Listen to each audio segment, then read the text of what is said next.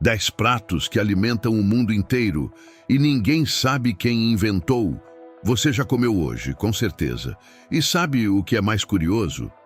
Pelo menos um dos alimentos que você colocou na boca hoje foi inventado por alguém cujo nome ninguém no mundo conhece. Não foi um chefe estrelado, não foi um cientista famoso, não foi um rei ou uma rainha. Foi alguém comum em algum lugar do planeta que um dia fez algo diferente com o que tinha disponível. E esse algo mudou o curso da alimentação humana para sempre. Sem nome, sem registro, sem autoria. E esse prato, que nasceu no anonimato mais absoluto, hoje alimenta bilhões de pessoas todos os dias. Você consegue responder quem inventou o pão, e o macarrão, e a sopa? Pensa bem antes de responder, porque a história que você vai ouvir agora vai mudar a forma como você olha para o prato que está na sua mesa. Porque os maiores pratos do mundo não têm dono. Por milênios, cozinhar não era arte, não era hobby, não era programa de domingo com a família. Cozinhar era uma questão de vida ou morte. Era o que separava os humanos que sobreviviam dos que não chegavam ao dia seguinte. E quando a sua principal preocupação é não morrer de fome, a última coisa que passa pela sua cabeça é assinar uma receita. Pense nisso. A escrita foi inventada há cerca de 5.000 anos. O pão tem pelo menos 14.000 anos. Isso significa que quando os primeiros humanos descobriram como transformar grãos em algo que podia ser assado e comido, não existia nem a possibilidade de registrar esse momento. A receita mais revolucionária da história humana nasceu e se espalhou pelo mundo inteiro, passada de mão em mão, de geração em geração, sem que ninguém tivesse como escrever o nome do inventor. E não foi só o pão, foi a sopa, foi o macarrão, foi o curry. Foi praticamente tudo que hoje está na mesa de mais da metade da população do planeta. Hoje, um chefe coloca o nome num prato novo, posta nas redes e em 48 horas o mundo inteiro sabe quem criou aquela receita. Mas por milhares de anos, as pessoas que inventaram os alimentos, que sustentaram civilizações inteiras, que alimentaram exércitos, que salvaram povos da extinção, essas pessoas ficaram completamente no anonimato. E o mais fascinante de tudo isso é que esses pratos sem dono são exatamente os que mais duraram. São os que estão em mais países, em mais culturas, em mais mesas ao redor do mundo. Como se o anonimato fosse, na verdade, o segredo da longevidade. Mas antes de chegar a essa conclusão, você precisa conhecer cada um deles. E o primeiro vai começar uma discussão que existe há séculos e que, até hoje, ninguém conseguiu resolver. Prato 1. Pão, o mais antigo alimento processado da humanidade. Surgiu antes da escrita, antes da roda. Tem uma coisa que o padeiro da sua rua, o agricultor do interior da Etiópia e o cozinheiro de uma aldeia remota no Afeganistão têm em comum.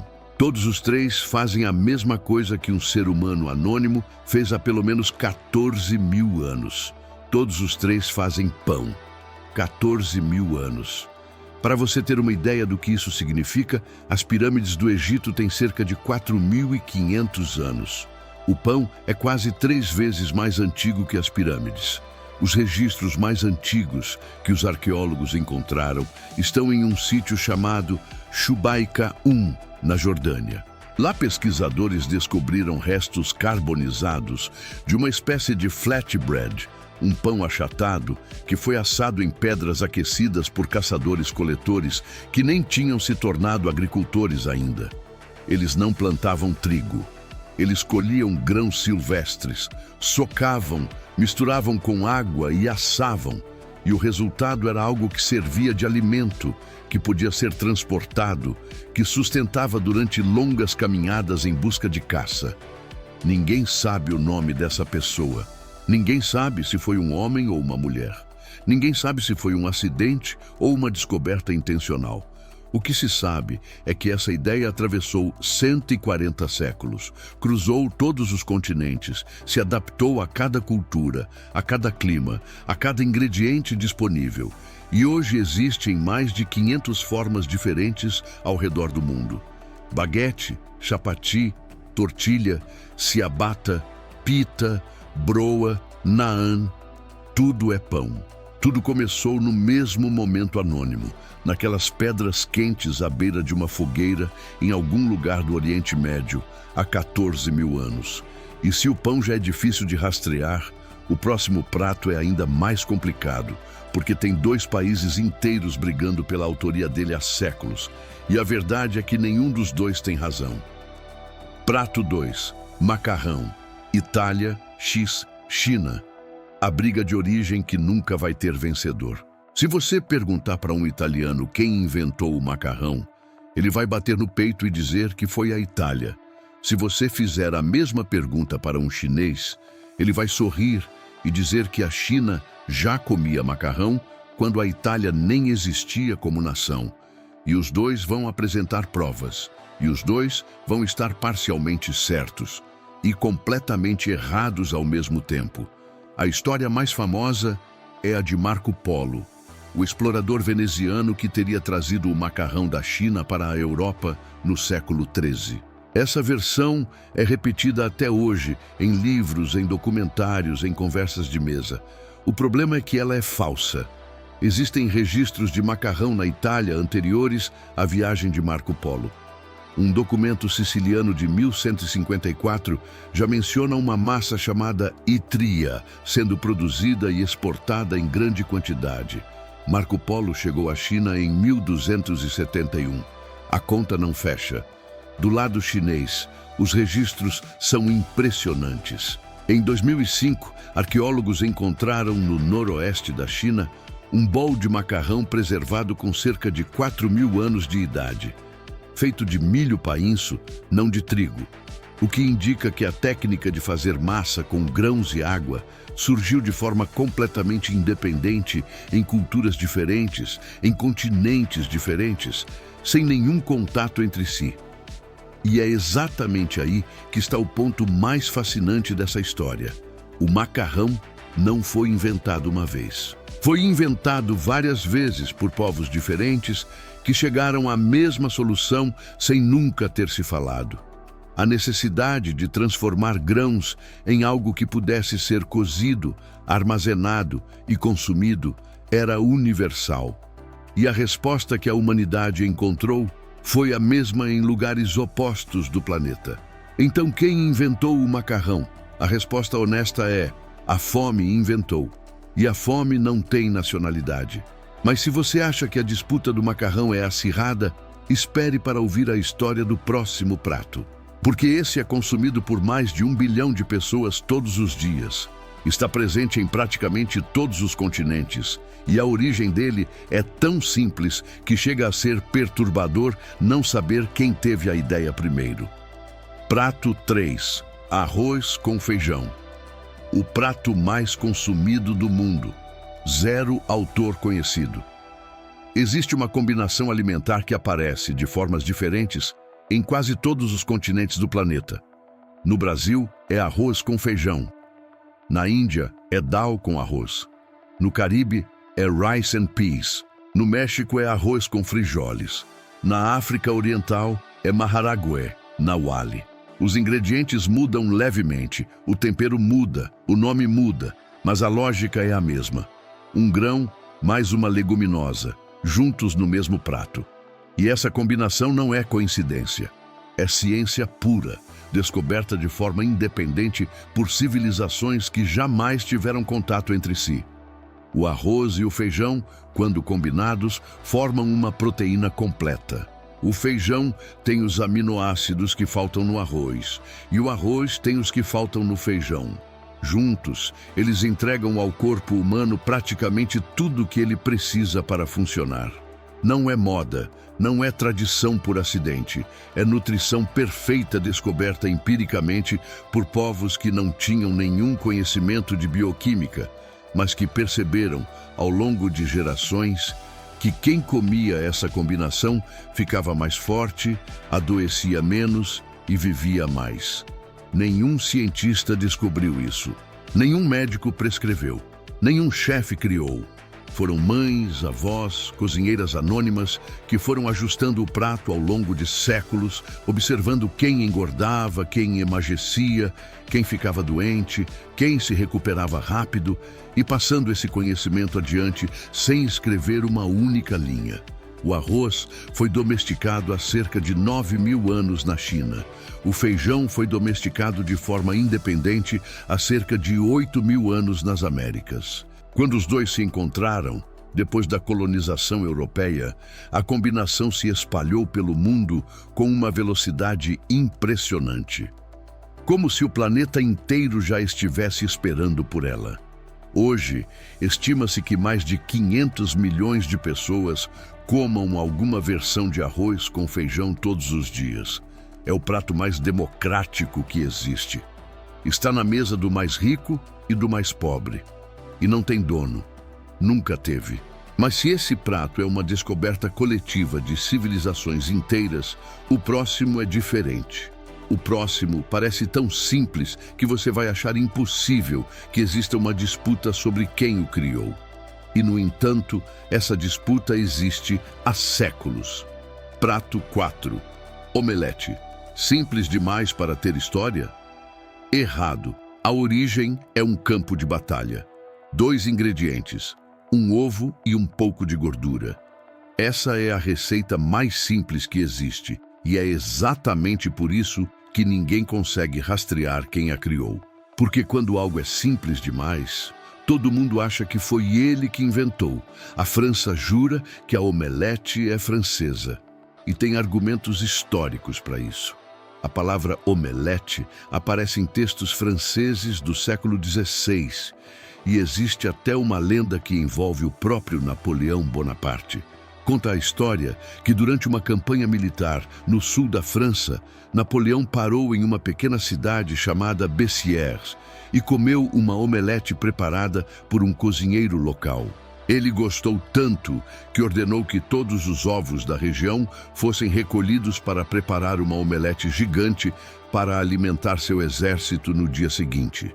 Até hoje, Bessières celebra esse evento com um festival anual onde preparam uma omelete com mais de 15.000 ovos.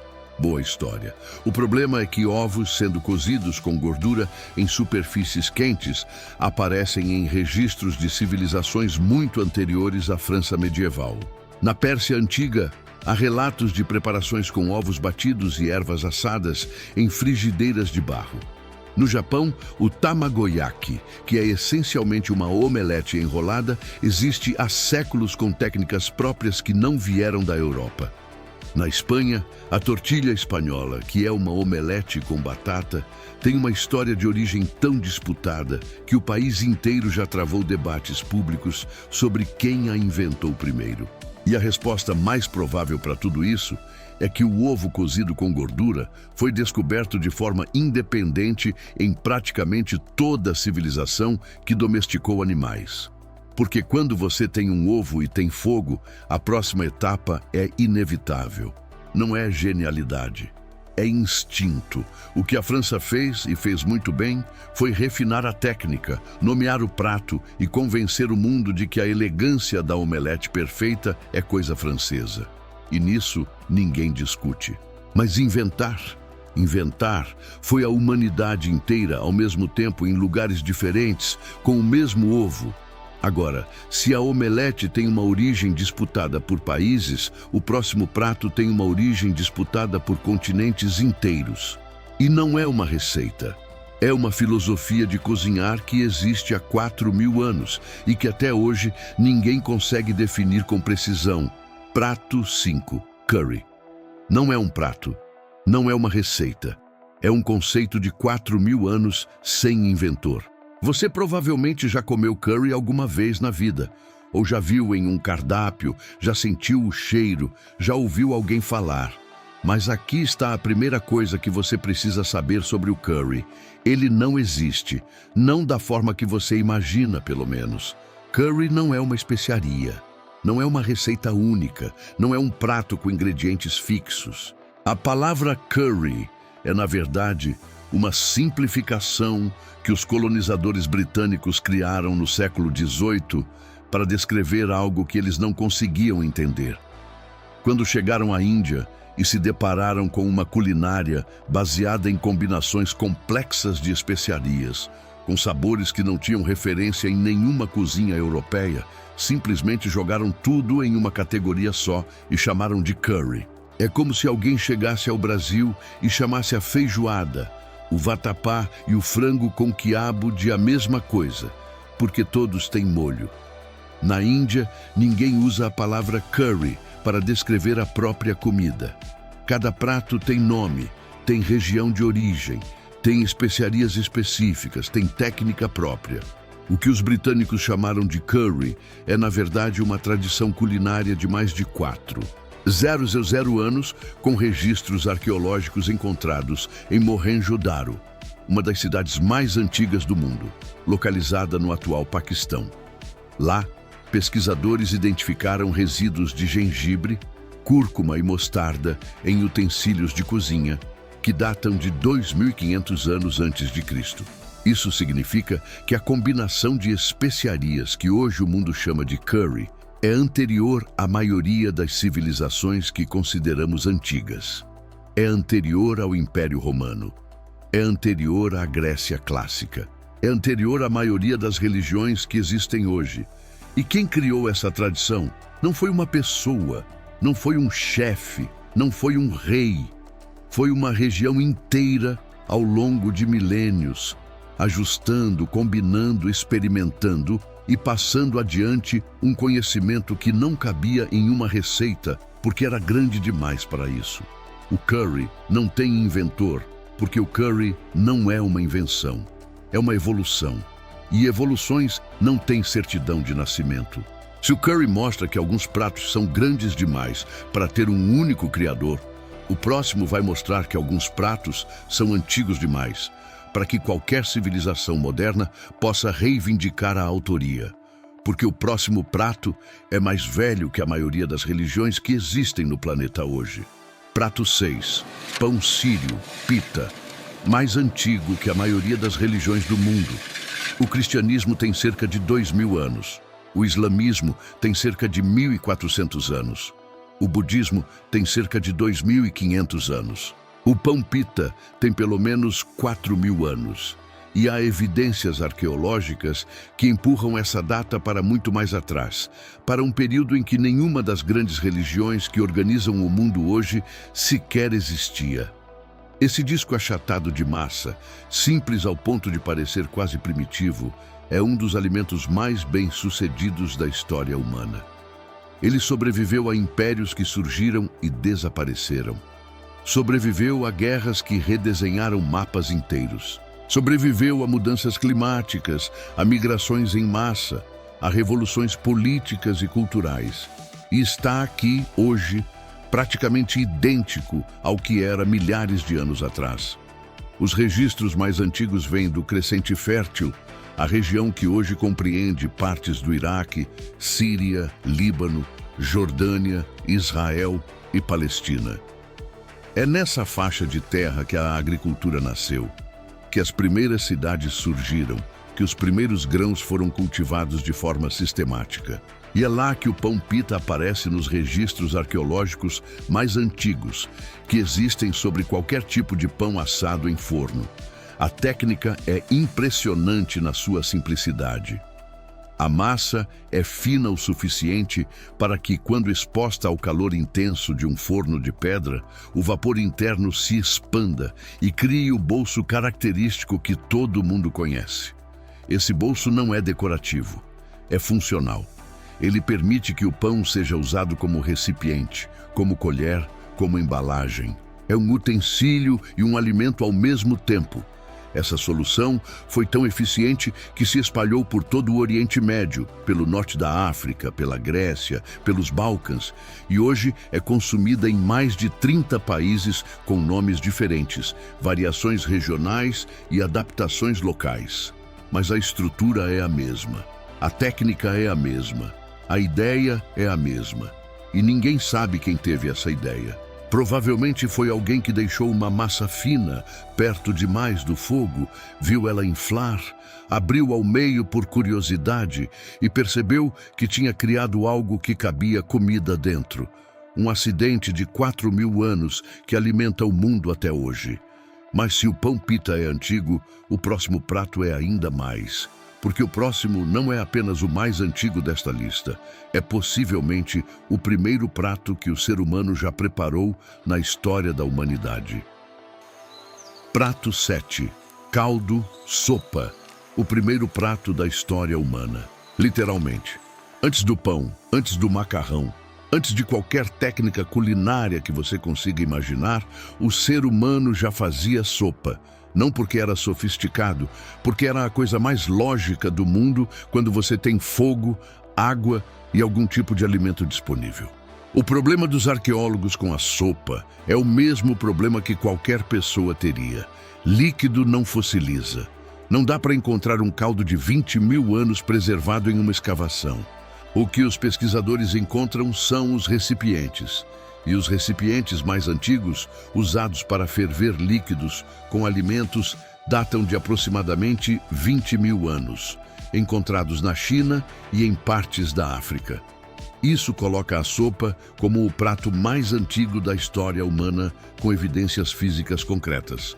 Mas a lógica vai além dos recipientes. Antes mesmo de existirem vasilhas de barro, os antropólogos acreditam que os primeiros humanos já aqueciam líquidos com alimentos usando métodos rudimentares, jogando pedras aquecidas no fogo dentro de cavidades naturais cheias de água, ou usando estômagos e bexigas de animais como recipientes improvisados. A ideia de colocar ingredientes em água quente e extrair o sabor e o nutriente deles é tão básica que provavelmente surgiu em múltiplos lugares ao mesmo tempo, independentemente como quase tudo nesta lista.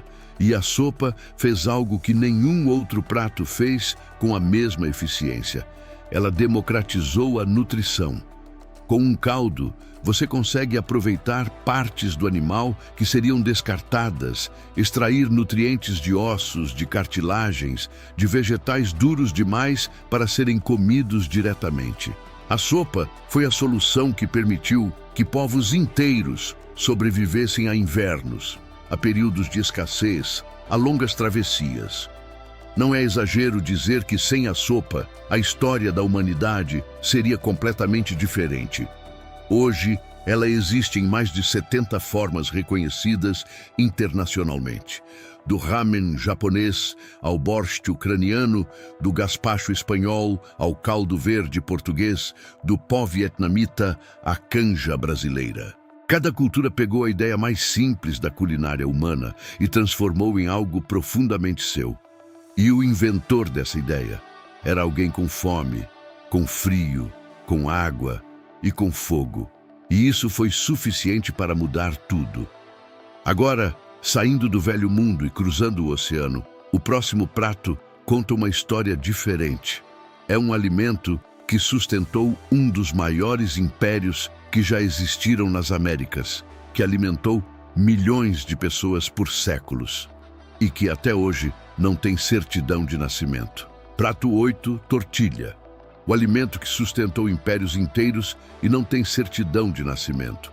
Quando os conquistadores espanhóis chegaram ao México no século XVI e se depararam com o Império Azteca, encontraram uma das civilizações mais organizadas e complexas que já existiram nas Américas. Cidades com sistemas de esgoto, mercados maiores que qualquer coisa que existia na Europa na época, astronomia avançada, arquitetura monumental. E no centro de tudo isso, alimentando guerreiros, sacerdotes, comerciantes, agricultores e imperadores, havia um disco fino de massa de milho assado numa chapa de barro.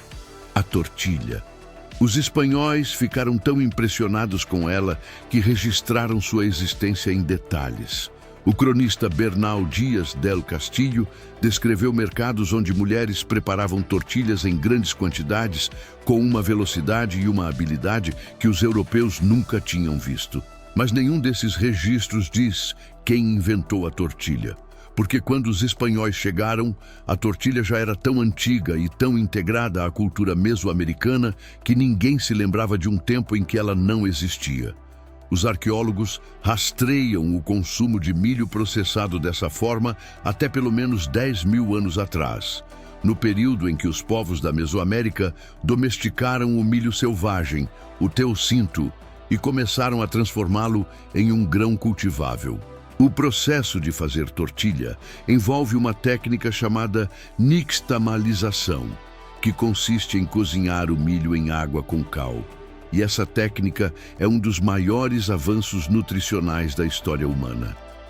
Ela libera a niacina do milho, uma vitamina essencial que o corpo não consegue absorver do milho cru. Sem a nixtamalização, populações inteiras que dependiam do milho desenvolviam pelagra, uma doença grave por deficiência nutricional. Quem descobriu que cozinhar milho com cal transformava um grão comum em um superalimento? Ninguém sabe. Mas essa descoberta anônima salvou milhões de vidas ao longo de milênios e está presente em cada tortilha que sai de uma chapa até hoje. O próximo prato tem uma história parecida em termos de universalidade, mas com uma diferença fascinante. Ele existe em 40 culturas diferentes, com origens completamente paralelas, sem nenhuma conexão entre si, como se a humanidade inteira tivesse chegado à mesma conclusão ao mesmo tempo. Prato 9. Dumpling. Existe em 40 culturas diferentes, com origens paralelas e sem conexão entre si. Tem uma ideia culinária tão lógica, tão universal e tão eficiente que a humanidade a inventou sozinha pelo menos 40 vezes, em 40 lugares diferentes, sem que nenhum desses lugares soubesse que os outros estavam fazendo a mesma coisa. A ideia é simples: pegar uma massa, colocar um recheio dentro, fechar e cozinhar. Na China são os jiaozi e os baozi.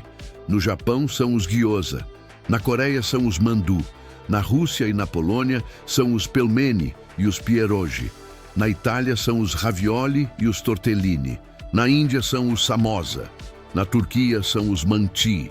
No Tibete são os momo. Na América Latina são os empanadas e os pastéis. No Brasil é o pastel de feira, a coxinha, o risole. Cada cultura tem o seu. Cada cultura acha que o seu é único. E cada cultura está certa, porque cada versão tem sabor próprio, técnica própria, recheio próprio, significado cultural próprio. Mas a estrutura é idêntica em todas elas: massa, recheio, fechamento, cozimento. Os registros mais antigos de dumplings vêm da China, com evidências arqueológicas de cerca de 1.800 anos. Mas historiadores acreditam que a prática de embrulhar alimentos em massa é muito mais antiga do que qualquer registro escrito e que surgiu de forma independente em regiões completamente separadas, como resposta a uma necessidade universal. Aproveitar sobras de carne ou vegetais de uma forma que fosse prática, portátil e saborosa. E há algo profundamente humano nessa ideia de embrulhar comida. Antropólogos apontam que o ato de fechar um recheio dentro de uma massa tem uma dimensão quase simbólica de proteger, de guardar, de presentear. Em muitas culturas, os dumplings são comidos em datas especiais, em celebrações familiares, em momentos de reunião. Na China, fazer jiaozi juntos na véspera do Ano Novo é um ritual familiar que une gerações. Na Polônia, os pierogi de Natal são passados de mãe para filha, com o mesmo cuidado de uma herança. 40 culturas. A mesma ideia. Zero comunicação entre elas. Isso não é coincidência. É a humanidade sendo humanidade. E agora chegamos ao último prato desta lista. O mais consumido do mundo hoje, preparado todos os dias em quantidades impossíveis de calcular, presente em restaurantes de todos os continentes. E ele nasceu do que sobrava, do que seria jogado fora, do lixo da cozinha. Prato 10. Arroz frito. O prato mais preparado no mundo hoje, todo dia, sem parar, e surgiu do lixo. Todo dia, neste exato momento, alguém está fritando arroz em algum lugar do mundo. Em uma wok fumegante em Xangai, em uma frigideira de fundo grosso em Lagos, em um food truck em Los Angeles, em uma cozinha doméstica em São Paulo. O arroz frito é possivelmente o prato mais preparado no planeta em volume absoluto, todos os dias, sem parar. E ele nasceu porque alguém não quis jogar comida fora. A origem mais aceita pelos historiadores aponta para a China da dinastia Sui, por volta do ano 600 depois de Cristo. Naquela época, desperdiçar arroz cozido era algo socialmente inaceitável em uma sociedade onde a fome era uma ameaça constante. O arroz que sobrava de um dia para o outro ficava seco, duro, completamente diferente do arroz recém-cozido. Não tinha como ser servido da mesma forma. Então alguém, em alguma cozinha anônima, jogou esse arroz do dia anterior em uma wok quente com gordura, adicionou o que tinha disponível, ovos, legumes, restos de carne, e criou algo completamente novo com o que seria descartado.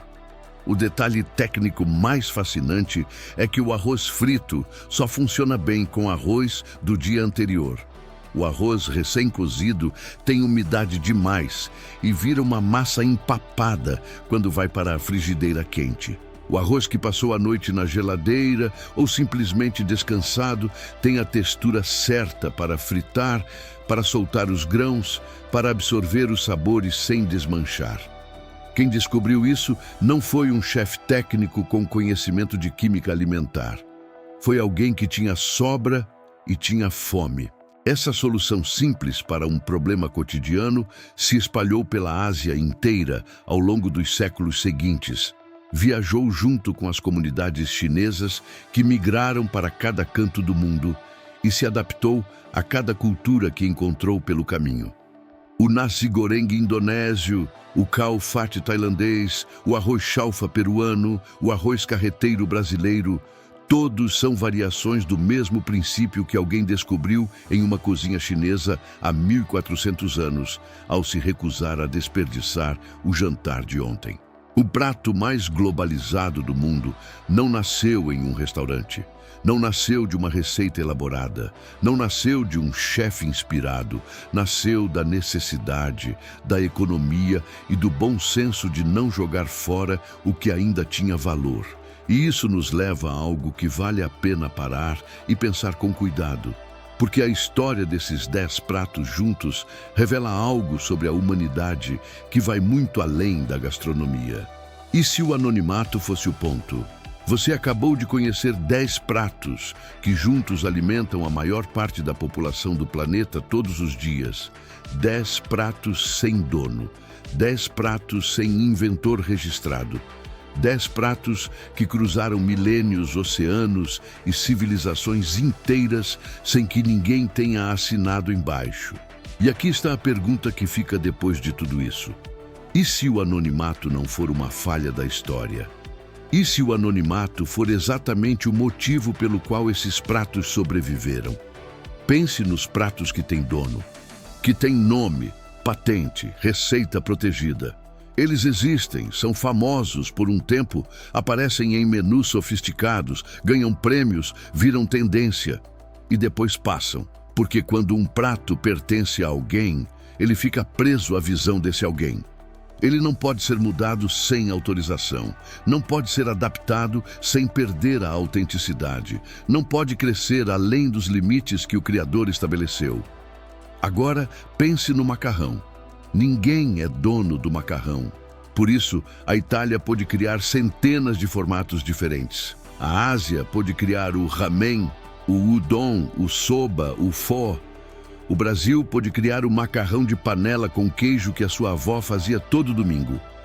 Cada cultura pegou a mesma ideia e a levou para onde precisava que ela fosse, sem pedir licença, sem pagar royalty, sem precisar de autorização de ninguém.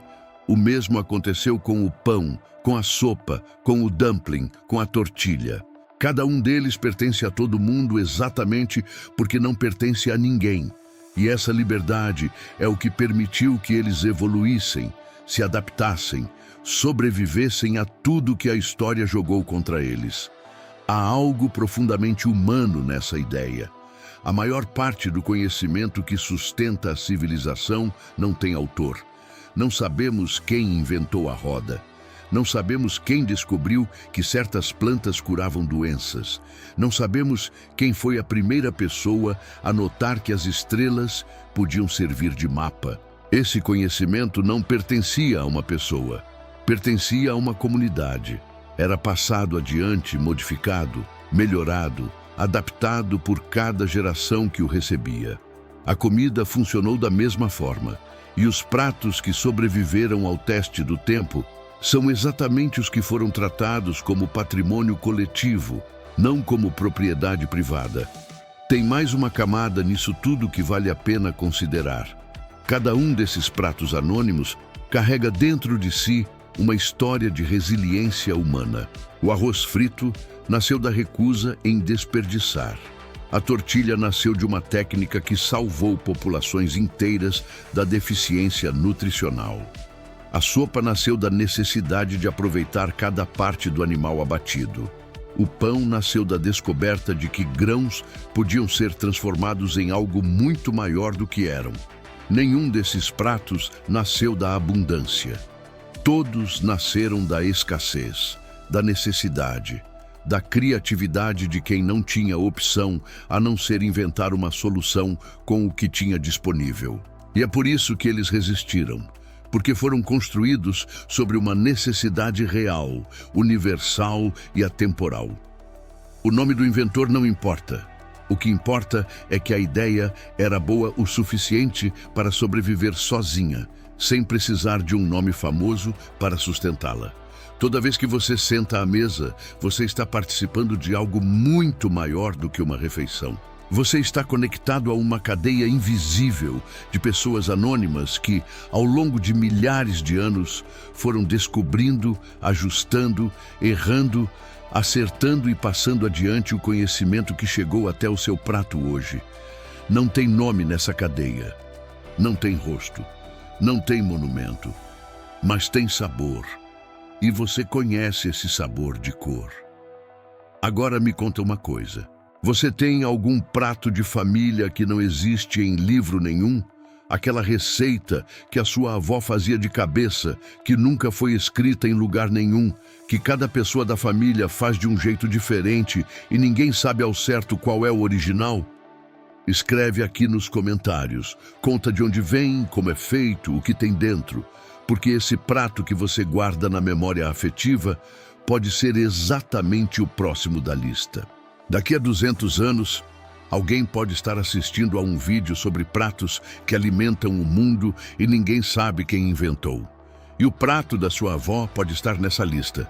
A história da gastronomia não está nos livros de receita dos grandes chefes. Ela está nas cozinhas de família, nas memórias afetivas, nas receitas que nunca foram escritas. E uma parte dessa história está com você agora.